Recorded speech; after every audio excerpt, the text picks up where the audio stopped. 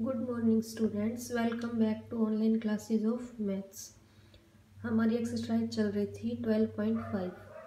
ठीक है, उसी को कंटिन्यू करते हैं, कुछ बेसिक पढ़ते हैं। उससे पहले क्या दे रखा है, geometrical interpretation of scalar product.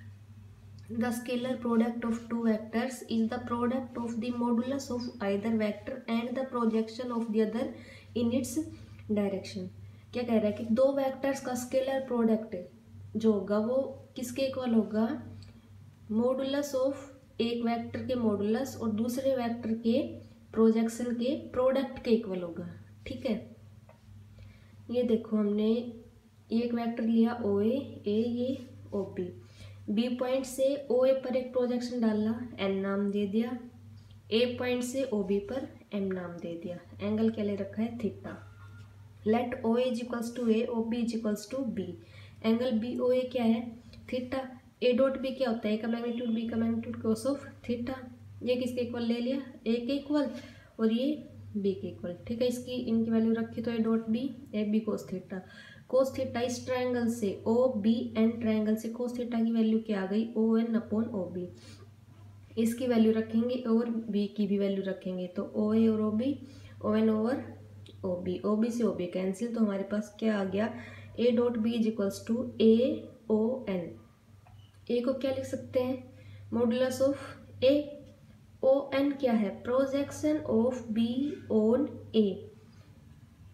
ये वेक्टर है बी, यहां से हमने प्रोजेक्शन डाला ए पर, ये है ना प्रोजेक्शन, ओ एन हुआ, तो ओ एन को क्या लिख देंगे, प्रोजेक्शन ऑफ बी ऑन इस पर ए पर। ठीक है, वही यहाँ पे हमने लिखा है। बी पॉइंट से हमने प्रोजेक्शन डाला था जो कि कितना है, ओ एन है, तो ओ एन को लिख देंगे projection of B on A.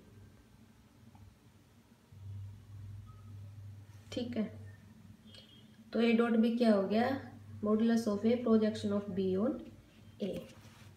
Similarly अगर B dot A find out करें तो इसको लिख सकते हैं मॉडुलस ऑफ बी और projection of A on B. तो हमारे पास projection of B on A, projection of B on A, इसका फॉर्मूला क्या हो जाएगा, ए डॉट बी अपॉन ए। और projection of A on B, इसका फॉर्मूला क्या हो जाएगा, A dot B upon A. इनको याद करने का तरीका देखो, प्रोजेक्शन बी ऑन ए है तो ए डॉट बी तो दोनों में आएगा ही, बी ऑन ए है ना, जिसके ऊपर है अपॉन में उसका मॉडुलस, जिसके भी ऊपर अपॉन में उसका मॉडुलस। ठीक है,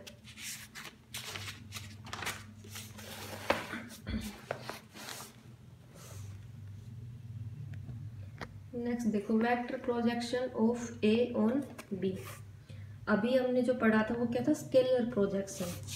क्या था, स्केलर प्रोजेक्शन। देखो यहाँ पे दोनों ए डॉट पे भी क्या होता है, स्केलर क्वांटिटी, और ये मॉडुलस भी क्या होगा, स्केलर होगा, तो ये कैसा था, स्केलर प्रोजेक्शन। अब अगर हमें वेक्टर प्रोजेक्शन फाइंड आउट करना हो तो vector projection of A on B, A dot B over B का मैग्नीट्यूड है, इसको ऑन बी है ना, तो बी के यूनिट वेक्टर से क्या कर दिया, मल्टीप्लाई, बी का बी वेक्टर अपॉन में उसका मैग्नीट्यूड, ये भी यूनिट वेक्टर हो जाएगा ना बी का, तो ये हो जाएगा vector projection of A on B. It is defined as product of scalar projection of A on B and the unit vector along B.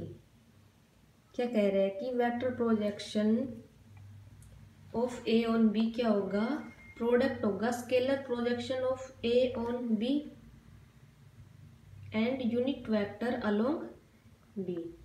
ये बी के अलोंग यूनिट वेक्टर है ना, तो ये इसकी वेक्टर प्रोजेक्शन हो जाएगी। ऐसे अगर वेक्टर प्रोजेक्शन बी ऑन ए होगा तो ये तो स्केलर प्रोजेक्शन, और मल्टीप्लाई में क्या आ जाएगा, इसका ए का यूनिट वेक्टर। ठीक है, अब देखो नेक्स्ट है properties of scalar product. The scalar product of two vectors is commutative. दो वेक्टर्स का स्केलर प्रोडक्ट क्या होता है, कॉम्यूटेटिव होता है। ठीक है, A dot B is equals to B dot A. Second, the scalar product of two vectors is associative with respect to scalars.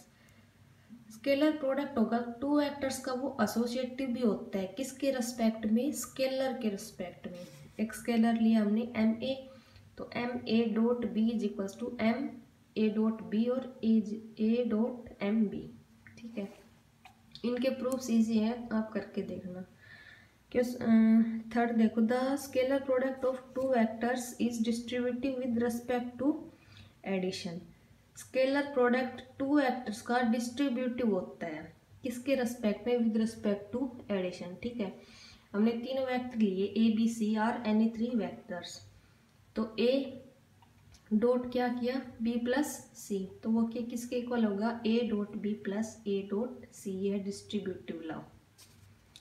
ठीक है, नेक्स्ट है इफ ए बी का डॉट प्रोडक्ट अगर जीरो है तो या तो ए जीरो होगा या बी जीरो होगा या फिर ए क्या होगा? परपेंडिकुलर टू बी, ये पहले भी करवाया हुआ है। नेक्स्ट देखो, analytical form of scalar product A dot B को अगर हम A dot B find out करते हैं तो क्या करते हैं? ए वेक्टर के जो वेक्टर है डॉट बी, फिर उनकी आपस में मल्टीप्लाई, तो ए डॉट बी को हम सीधे अगर फाइंड आउट करने के लिए करें तो उसकी वैल्यू क्या हो जाएगी? a1 b1, उनके कोफिशिएंट्स की मल्टीप्लाई और plus a1 b1 a2 b2 plus a3 b3, अगर a डॉट b हमें फाइंड आउट करना है तो। ठीक है,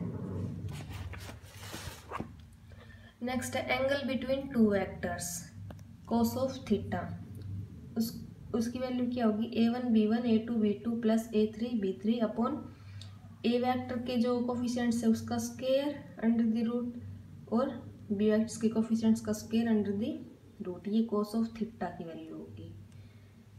नेक्स्ट देखो, if A is parallel to B then there exist scalar lambda such that A is equals to lambda B. अगर A parallel है बी के तो कह रहा है कि एक स्केलर एग्जिस्ट करेगा सच दैट ये कंडीशन होगी। ठीक है, अब दो वेक्टर्स को अगर पैरेलल प्रूव करना है तो उसके लिए हम उनके जो कोफिशिएंट्स हैं उनको क्या करेंगे? उनके जो स्केलर्स हैं उनको डिवाइड करेंगे और वो किसके इक्वल आ रहे हैं? अगर एक सम कोई भी किसी स्केलर के इक्वल आ रहे हैं तो मीन्स वो दोनों वेक्टर आपस में क्या है? पैरेलल है। If A is perpendicular to B then theta is equals to 0, तो ए डॉट बी अभी हमने देखा था क्या इसके इक्वल होगा? इसके equal a1 b1 plus a2 b2 plus a3 b3 किसके इक्वल हो जाएगा? 0 के इक्वल, अगर a परपेंडिकुलर b है। अगर हमें निकालना है कोई क्वेश्चन में कि प्रूव करो कि ये वेक्टर दूसरे वेक्टर के परपेंडिकुलर है, तो आप क्या कर सकते हैं? उनके जो कोफिशिएंट्स है उनके प्रोडक्ट इस इक्वेशन को अगर 0 के इक्वल प्रूव कर दे तो क्या हो जाएगा कि ये दोनों वेक्टर के आपस में परपेंडिकुलर है। ठीक है, नेक्स्ट देखो, some important results. If A and B are two vectors then first है A magnitude of A plus B का whole square is equals to उनके इंडिविजुअल का स्क्वायर प्लस 2ab। सेकेंड है ए माइनस बी का whole square, A का square B का square minus of 2a dot B. Third है A plus B, A vector plus B vector dot A minus B, वो किसके equal होगा? A के magnitude का स्क्वायर माइनस बी के मैग्नीट्यूड का स्क्वायर।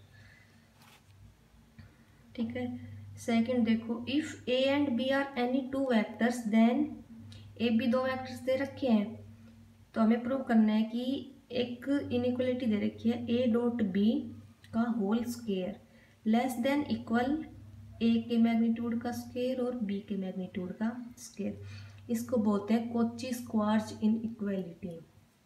क्या होती है ये? Cauchy Schwarz inequality. ठीक है, अब इसका प्रूफ देखते हैं कैसे करेंगे।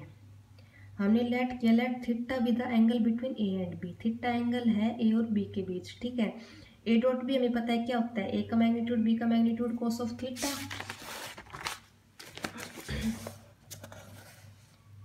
तो अगर ए डॉट बी का होल स्क्वायर करेंगे, स्क्वेयरिंग बोथ साइड करेंगे, तो ए डॉट बी का स्क्वायर ए का मैग्नीट्यूड का स्क्वायर बी के मैग्नीट्यूड का स्क्वायर और cos ऑफ स्क्वायर थीटा आ जाएगा।